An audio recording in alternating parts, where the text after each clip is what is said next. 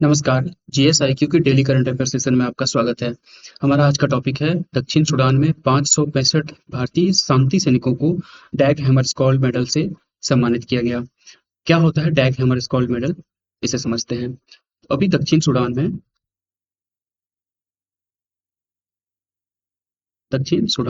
Sudan का एक जगह है मालाकाल।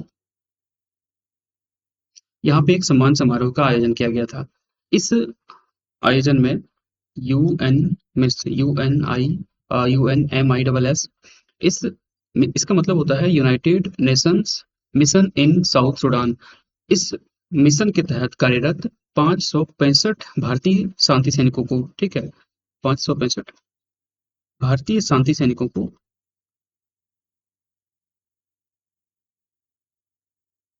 अभी डैग हैमरस्कॉल्ड मेडल से सम्मानित किया गया है। ठीक है, डैग हैमरस्कॉल्ड मेडल से सम्मानित किया गया है। डैग हैमरस्कॉल्ड मेडल जो है, ये यूनाइटेड नेशन की सर्वोच्च शांति सम्मान है। ये यूनाइटेड नेशन की सर्वोच्च शांति सम्मान है। ठीक है, ये मरणोपरांत दिया जाता है। मरणोपरांत दिया जाता है मतलब इस मिशन के दौरान अगर कोई सैनिक अपना जान गंवा बैठते हैं तो फिर उन्हें डैग हैमरस्कॉल्ड मेडल से सम्मानित किया जाता है। ठीक है, इसमें 565 भारतीयों में से 53 महिला सैनिक भी हैं। ठीक है, 53 महिला शांति सैनिक हैं। ठीक है,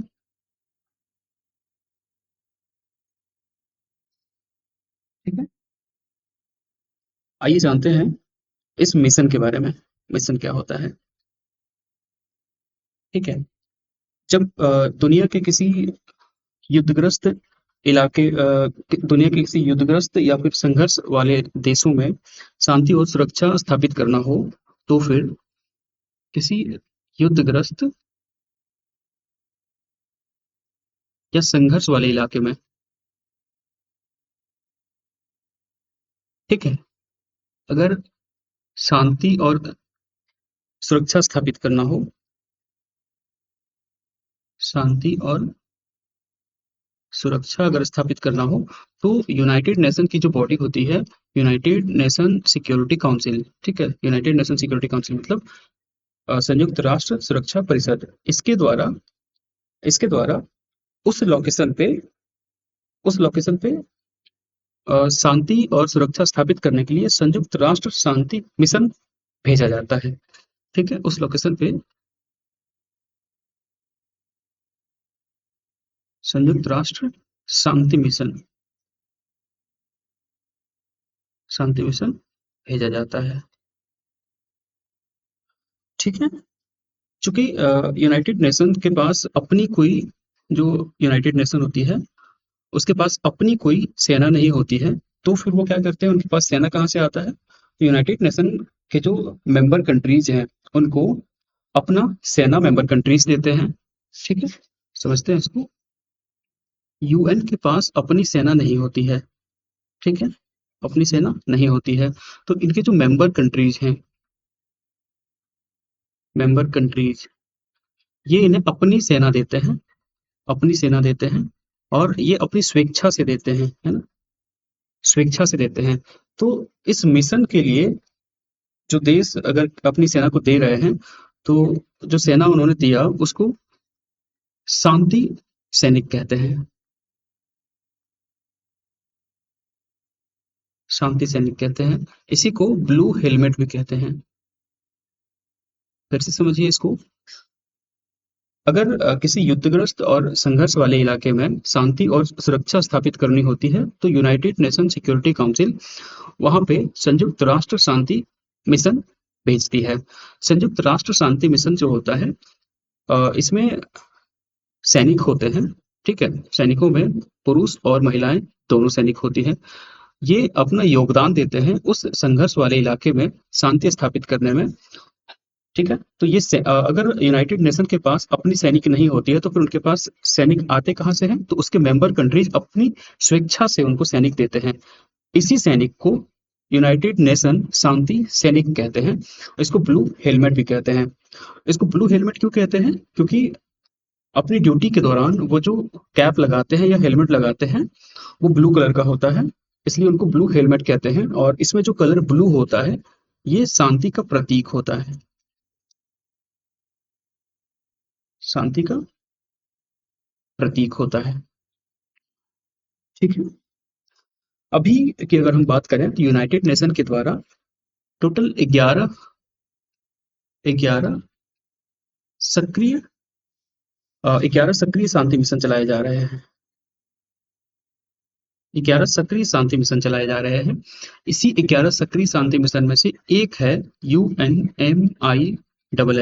इसको कहते हैं हम लोग यूनाइटेड नेशंस यूनाइटेड नेशंस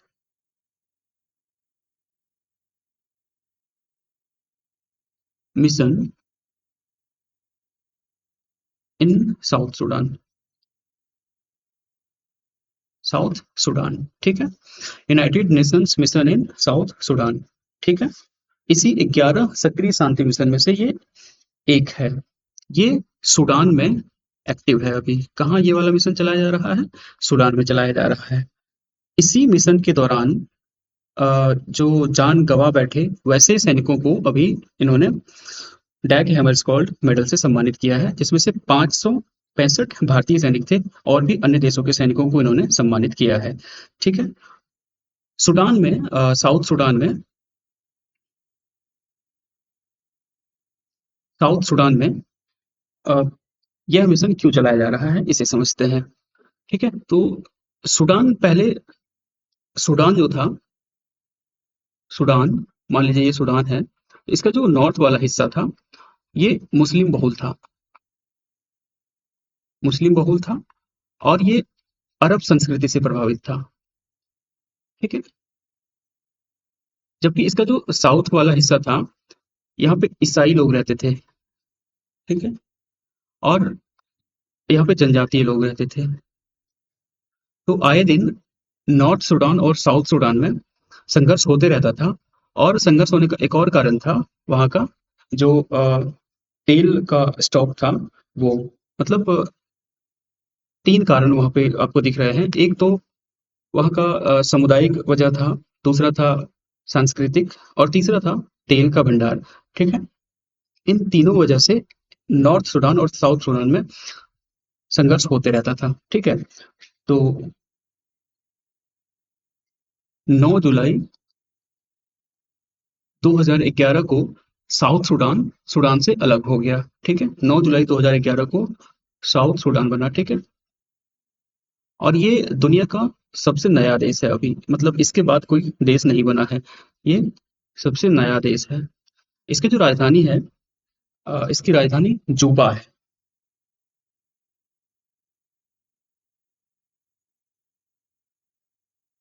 इसकी राजधानी जूबा है। जूबा। ठीक है। अब जब साउथ सूडान बन ही गया, तो फिर क्या ऐसी सिचुएशन आन पड़ी कि यहाँ पे यूनाइटेड नेशंस को अपने मिशन भेजने पड़े? तो हुआ क्या, जब साउथ सूडान बना, तो यहाँ के जो राष्ट्रपति और उपराष्ट्रपति बने,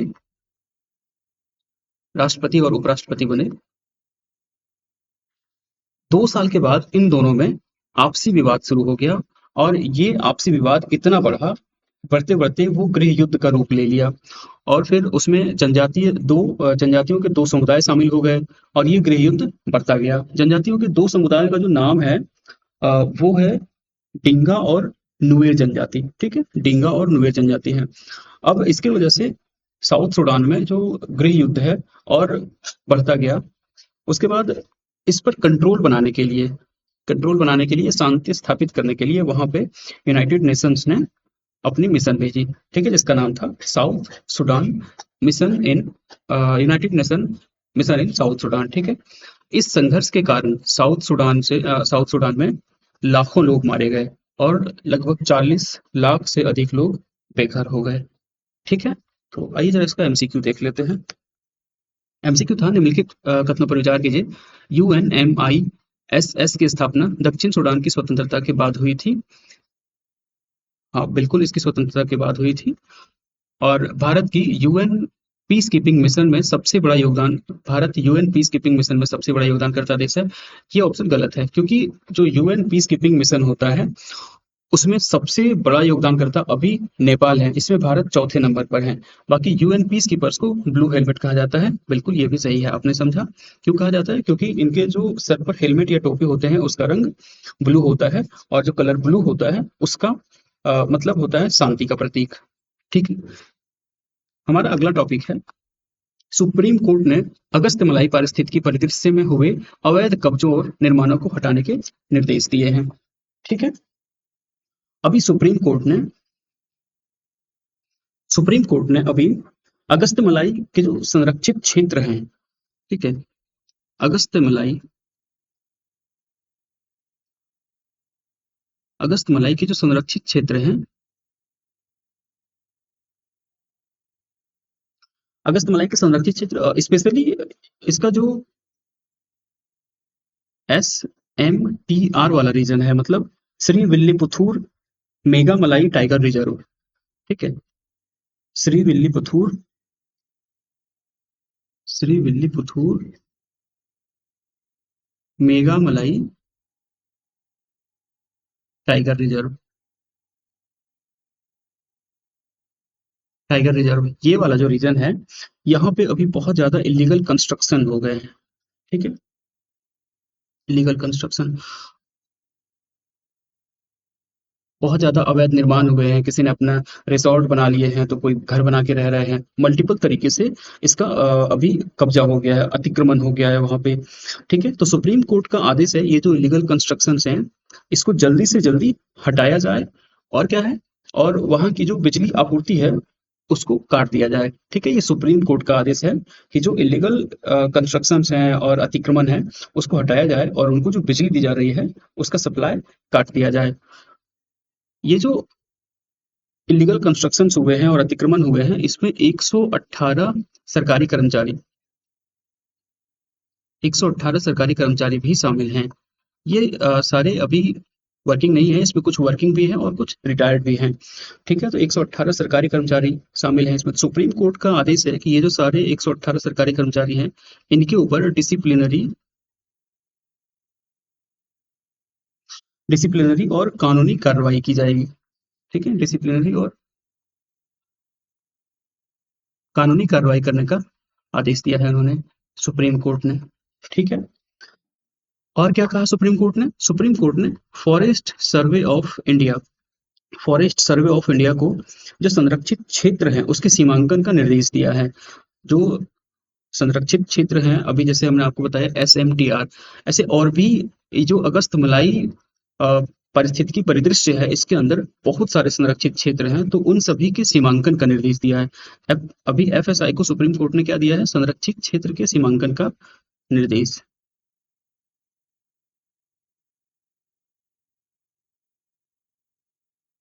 सीमांकन का निर्देश दिया है। ठीक है, जरा अगस्त मलाई परिस्थिति की परिदृश्य की बात करें तो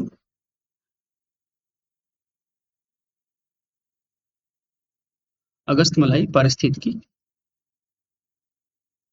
परिदृश्य, इसकी बात करें तो ये दक्षिण पश्चिमी घाट में स्थित है। दक्षिण पश्चिमी घाट में, मतलब जो पश्चिमी घाट है, ठीक है, ये वाला जो पश्चिमी घाट है इसके दक्षिण हिस्से में है ये। ठीक है, दक्षिण पश्चिमी घाट में स्थित है। ठीक है, और ये दो राज्यों में फैला हुआ है, तमिलनाडु और तमिलनाडु और केरल में ये फैला हुआ है। यहाँ की जो सर्वोच्च चोटी है वो अगस्त्य मलाई सर्वोच्च चोटी है। ठीक है, सर्वोच्च चोटी अगस्त्य मलाई, यहाँ की सर्वोच्च चोटी है। 2001 में भारत सरकार ने, गवर्नमेंट ऑफ इंडिया ने इन्हें अगस्त मलाई बायोस्फीयर रिजर्व घोषित किया था। ठीक है, अगस्त मलाई बायोस्फीयर रिजर्व। और उसके बाद 15 साल बाद 2016 में इसे यूनेस्को ने यूनेस्को ने WNBR में शामिल कर लिया। क्या होता है WNBR? इसका मतलब होता है world network of biosphere reserve. ठीक है। 2001 में भारत सरकार ने इसे अगस्त मलाई बायोस्फीयर रिजर्व घोषित किया, और फिर उसके बाद 2016 में यूनेस्को ने इसे world world network of biosphere reserve में शामिल कर लिया। ठीक है। आइए अब इसका एमसीक्यू देख लेते हैं। निम्नलिखित कथनों पर विचार कीजिए। अगस्त मलाई बायोस्फीयर रिजर्व पश्चिमी घाट में स्थित है। बिल्कुल, ये पश्चिमी घाट में स्थित है। यह केवल तमिलनाडु राज्य में स्थित है। नहीं, ये तमिलनाडु और प्लस केरल दोनों ही राज्य में फैला हुआ है। इसे यूनेस्को द्वारा मान्यता प्राप्त है। बिल्कुल, यूनेस्को द्वारा इसे मान्यता प्राप्त है। तो उपरोक्त में से कौन सा कथन सही है? केवल एक, एक और तीन। बिल्कुल, एक और तीन। ठीक है। अच्छा, आप एक चीज नोटिस कर रहे हैं, जो अगस्त मलाई पारिस्थितिकी परिदृश्य है, इसमें एक चीज दिख रहा है, परिदृश्य। इसका मतलब क्या होता है? इसका मतलब होता है एक बड़ा ज्योग्राफिकल एरिया, ठीक है, जिसमें आपका नेशनल पार्क, ठीक है, वाइल्ड लाइफ सेंचुरी और कॉरिडोर्स, ये सब सब उसमें आपको देखने को मिल जाएंगे। ठीक है। तो इसका एरिया बहुत बड़ा होता है। ये एक से अधिक राज्यों में फैला हुआ होता है। कभी कभी एक राज्य में भी होता है, कभी कभी एक से अधिक राज्यों में भी होता है, लेकिन इसका एरिया बहुत बड़ा होता है। इसलिए पारिस्थितिकी परिदृश्य इसमें लगा हुआ है, परिदृश्य शब्द लगा हुआ है। ठीक है। हमारा अगला टॉपिक है यूरोपीय आयोग के नए आंकड़ों के अनुसार 2025 में 11.5 लाख आवेदनों के साथ भारत शेंगेन वीजा के लिए दुनिया के तीसरे सबसे बड़े आवेदक बने रहे। इसके बाद इसका एमसीक्यू देखेंगे। ठीक है। तो अभी क्या है, अभी यूरोपियन कमीशन ने, ठीक है, यूरोपियन कमीशन ने शेंगेन वीजा शेंगेन वीजा के लिए जो आवेदन हुए थे उसका डेटा रिलीज किया है। ठीक है। यूरोपीय कमीशन ने शेंगेन वीजा के लिए जो आवेदन हुए थे उसका डेटा रिलीज किया है। उस डेटा के अनुसार सबसे ज्यादा आवेदन चीन ने किया है, और उसके बाद तुर्की ने किया, और भारत इसमें तीसरे नंबर पे है। सबसे ज्यादा आवेदन चाइना ने 18 लाख किया था, और उसके बाद तुर्की ने 12.5 लाख, और भारत का 11.5 लाख आवेदन हुआ था इसमें। ठीक है। और उन्होंने ये भी बताया कि जो भारतीयों का पहला पसंद है भारतीयों का पहला पसंद है शेंगेन एरिया में, वो स्विट्जरलैंड और फ्रांस है। ठीक है। पहला पसंद भारतीयों का क्या है? स्विट्जरलैंड और फ्रांस। स्विट्जरलैंड और फ्रांस है। ठीक है। आइए जानते हैं शेंगेन वीजा के बारे में कि ये दरअसल होता क्या है। शेंगेन वीजा के बारे में, एक एरिया है यूरोपीय कॉन्टिनेंट में, उसको हम शेंगेन एरिया कहते हैं। ठीक है। शेंगेन एरिया, ठीक है, इसमें 29 यूरोपीय देश शामिल हैं।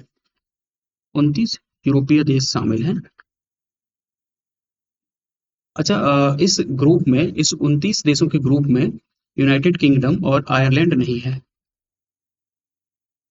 ठीक है। बाकी आपको 29 देश इसमें देखने को मिलेंगे। तो जो शेंगेन वीजा होता है, अगर आपके पास शेंगेन वीजा है तो आप इन 29 देशों में से किसी भी देश में, अगर आप बॉर्डर क्रॉस करना चाहते हैं, तो आपको फिर वहां के लिए वीजा की आवश्यकता नहीं होगी। मतलब जैसे आप इंडिया में हैं और आप एक स्टेट से अदर स्टेट में जाते हैं, या भारत में कहीं भी जाते हैं, तो आपको किसी वीजा की आवश्यकता नहीं होती है, फ्रीली आप मूव कर सकते हैं। ठीक वैसे ही इन 29 देशों में होता है, आप यहाँ पे फ्रीली मूव कर सकते हैं। इसके लिए सिर्फ एक ही वीजा होती है, शेंगेन वीजा होती है। ठीक है। जो शेंगेन वीजा होती है, इन 29 यूरोपीय देशों में घूमने के लिए आपको शेंगेन वीजा की जरूरत होती है। शेंगेन वीजा, एक चीज ध्यान दीजिएगा कि जो शेंगेन एरिया है उसमें 29 यूरोपीय देश तो है, लेकिन यूके और आयरलैंड नहीं है। तो आपको यूके और आयरलैंड जाने के लिए अलग से वीजा लेना पड़ेगा। आप शेंगेन वीजा से इन देशों में नहीं जा सकते। तो शेंगेन वीजा जो है एक शॉर्ट स्टे वीजा होता है। ठीक है। शॉर्ट स्टे वीजा होता है, शॉर्ट स्टे वीजा होता है। इसके तहत आप शेंगेन एरिया में 90 दिनों तक स्टे कर सकते हैं, रुक सकते हैं। इसको जो इशू किया जाता है, इसका जो पर्पज होता है इशू करने का, वो होता है टूरिज्म। अगर कोई वहाँ पे घूमने जाना चाहता हो तो उसके लिए है। अच्छा, बिजनेस मीटिंग के लिए, अगर कोई बिजनेस मीटिंग के लिए जाना चाहता हो तो उसके लिए है। अच्छा, और अगर किसी की फैमिली वहाँ रह रही हो और वो अगर उनसे भेंट करने जाता हो, उन्हें जाना हो, तो फिर वो जा सकते हैं वहाँ पे परिवार से मिलने के लिए।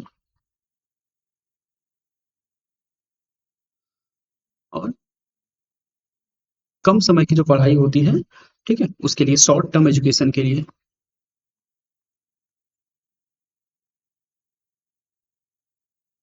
इस वीजा को दिया जाता है। ठीक है, आइए इसका एमसीक्यू देख लेते हैं अब। 2025 में शेंगेन वीजा एप्लीकेशन के मामले में शीर्ष स्थान पर कौन सा देश रहा? शीर्ष स्थान पर, यहाँ पे पर कौन सा देश रहा? भारत, चीन, तुर्की, रूस। तो शीर्ष स्थान पर चाइना रहा, भारत तीसरा स्थान पर रहा। ठीक है, तीसरा स्थान पर रहा। आइए इसका अगला टॉपिक देख लेते हैं। ओडिशा को पीएम सूर्य घर उत्कृष्टता पुरस्कार के लिए चुना गया। ठीक है, क्या चीज, किस चीज के लिए? पीएम सूर्य घर उत्कृष्टता पुरस्कार के लिए चुना गया। अभी केंद्र सरकार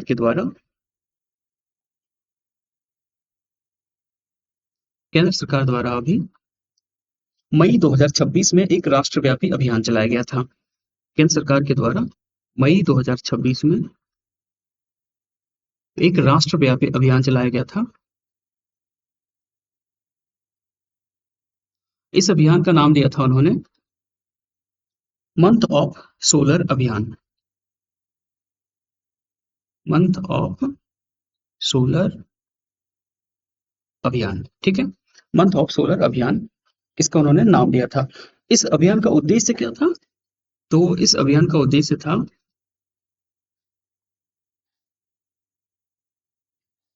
पीएम सूर्य घर मुफ्त बिजली योजना जो है, इस अभियान का उद्देश्य था पीएम सूर्य घर मुफ्त बिजली योजना। ठीक है, पीएम सूर्य घर मुफ्त बिजली योजना, इसको जमीनी स्तर पर लागू करना तेजी से। इसका उद्देश्य क्या था? जमीनी स्तर पर तेजी से लागू करना। ठीक है, तेजी से लागू करना। तो इस अभियान के दौरान ओडिशा को, ठीक है, इस अभियान के दौरान ओडिशा को अ, मध्यम आकार वाले उपभोक्ता राज्यों में प्रथम स्थान मिला है। ये इंपॉर्टेंट है।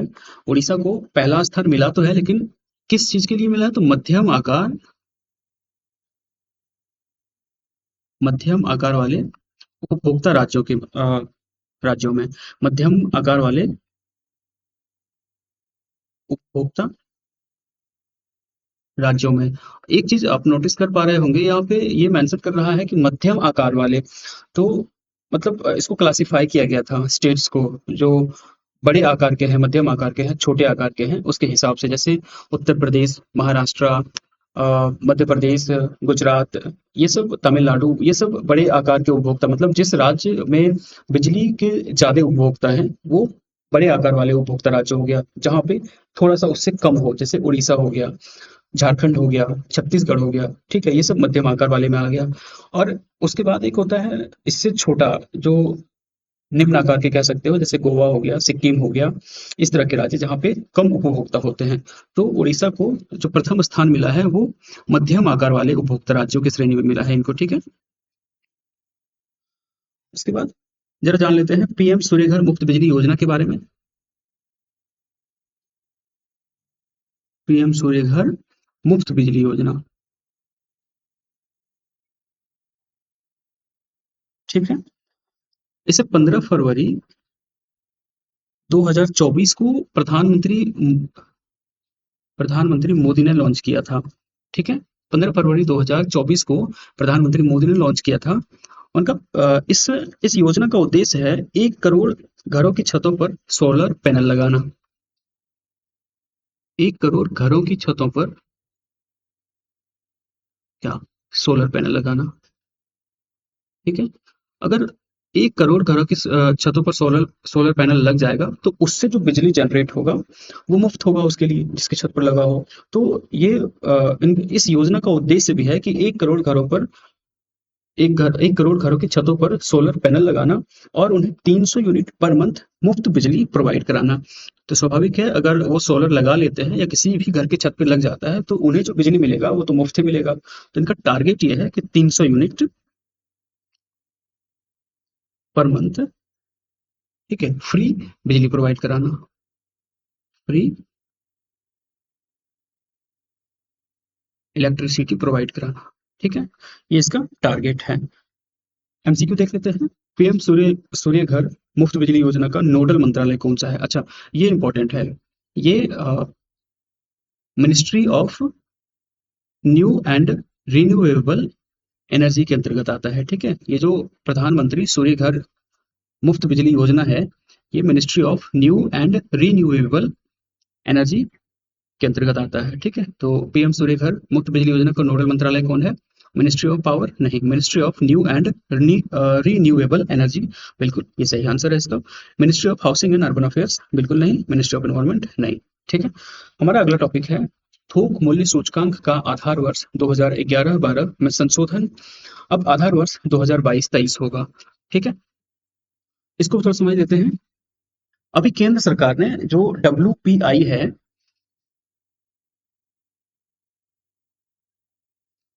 केंद्र सरकार ने WPI WPI WPI मतलब होता है होलसेल प्राइस इंडेक्स, ठीक है। तो केंद्र सरकार ने WPI का जो आधार वर्ष था, पहले ये आधार वर्ष 2011-12 था, इसको बदलकर अब 2022-23 करने का निर्णय लिया है। 2022-23 करने का निर्णय लिया है। ये 15 जून से लागू हो जाएगा, अभी लागू नहीं हुआ है। तो केंद्र सरकार ने जो होलसेल प्राइस इंडेक्स है, उसका आधार वर्ष 2011-12 से चेंज करके 2022-23 कर दिया है। ये अभी लागू नहीं हुआ है, ये 15 जून से लागू हो जाएगा, ठीक है। क्यों ऐसा किया है? तो अब क्या है कि जो 2011-12 को जो ये जो बेस ईयर था, ठीक है, अब समझते हैं इसको। पहले बेस ईयर 2011-12 था। अभी का जो समय चल रहा है 2026 का, लगभग 15 साल का गैप है। तो उस वक्त की स्थिति और अब की स्थिति में बहुत अंतर आ गया है। तो उस वक्त को बेस मानकर, 2011-12 को बेस मानकर अभी की महंगाई को कैलकुलेट करना, अभी की जो अभी की महंगाई को कैलकुलेट करना, अभी की सटीकता को कैलकुलेट करना बहुत डिफिकल्ट होता है। इसलिए 2022-23 को इन्होंने बेस ईयर बनाया है, ठीक है। इसके 2022-23 को बेस ईयर बनाने के बाद अब सरकार यहाँ से सटीक, ठीक है, वास्तविक और आधुनिक तरीके से, आधुनिक तरीके से महंगाई को मेजर कर सकता है, ठीक है। सटीक, वास्तविक और आधुनिक तरीके से महंगाई को यानी इन्फ्लेशन को और ग्रोथ को मेजर कर सकते हैं, ठीक है।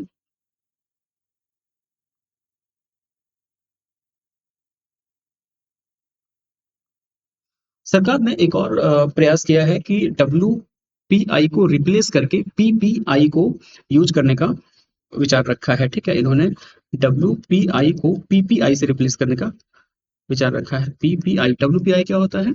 Wholesale price index. PPI क्या होता है? Producer price index. मतलब अभी तक क्या है कि जो इन्फ्लेशन और ग्रोथ मेजर किया जाता था, वो होलसेल प्राइस इंडेक्स पर किया जाता था। महंगाई और आर्थिक वृद्धि होलसेल प्राइस इंडेक्स पे किया जाता था। अब क्या है, वो प्रोड्यूसर प्राइस इंडेक्स पे किया जाएगा। मतलब कि उसके विनिर्माण पर, उत्पादन के आधार पर ही महंगाई और अ, वृद्धि, आर्थिक वृद्धि को मेजर किया जाएगा, ठीक है। आइए इसका एमसीक्यू देख लेते हैं। हाल ही में WPI का आधार वर्ष 2011-12 से बदलकर किस वर्ष करने का प्रस्ताव है? तो 2020-21, 21-22, 22-23, 23-24, ऑप्शन सी 2022-23। ये पहले था 2011-12, ठीक है। आज के लिए इतना ही।